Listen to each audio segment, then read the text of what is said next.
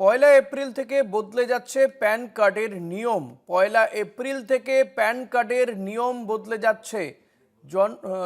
Pan কার্ডের নিয়ম বদলে যাচ্ছে। পয়লা এপ্রিল থেকে জমা দিতে হবে জন্মের শংসাপত্র। পয়লা এপ্রিল থেকে আধার ভিত্তিক থাকবে না প্যান কার্ড, বার্থ সার্টিফিকেট জমা দিতে হবে। পয়লা এপ্রিল থেকে কিন্তু বদলে যাচ্ছে প্যান কার্ডের নিয়ম।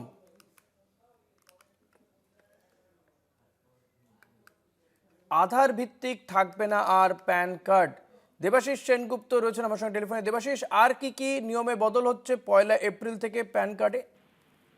দেখো, এতদিন ধরেই কিন্তু যে প্যান কার্ড করা যেত সেই প্যান কার্ডের ক্ষেত্রে কেবলমাত্র আধার কার্ড দিলেই হতো, কিন্তু এখন সরকার যে ঘোষণা করছে তাতে আগামী পয়লা এপ্রিল থেকে কেবলমাত্র আধার কার্ড দিয়ে আর এই পার্মানেন্ট অ্যাকাউন্ট নাম্বার বা প্যান কার্ড করা যাবে না। এর পরিবর্তন আনা হচ্ছে।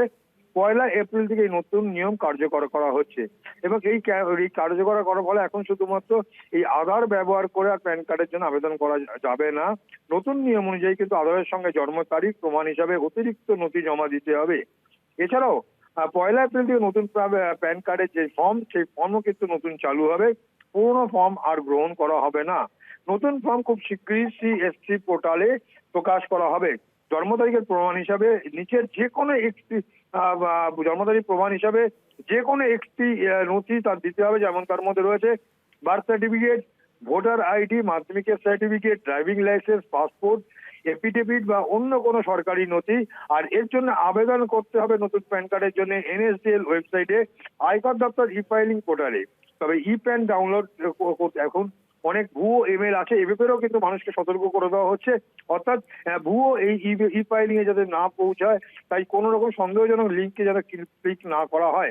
এবং এমনটাই কিন্তু পিআইবি সূত্রে জানানো হচ্ছে।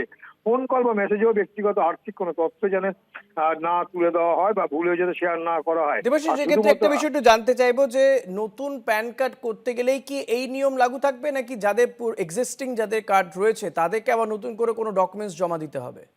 না, এখনো পর্যন্ত যা সূত্র পাওয়া যাচ্ছে আয়কর দপ্তর থেকে, সেক্ষেত্রে পুরনো যা প্যান কার্ড ছিল সেইটাই থাকবে এবং তার জন্য কোনো পরিবর্তন হবে না। নতুন করে যদি পয়লা এপ্রিলের পরে যদি করতে হয়, তাহলে সেই ফর্মের ফরম্যাটও চেঞ্জ হয়ে যাবে এবং সেখানে কিন্তু আগে যেমন আধার কার্ড দিয়ে করা যেত প্যান কার্ড, সেক্ষেত্রে কিন্তু আধার কার্ডের সঙ্গে সঙ্গে জন্মের প্রমাণপত্র সহ বেশ কিছু কিন্তু তাদের সেই ডকুমেন্টস লাগবে।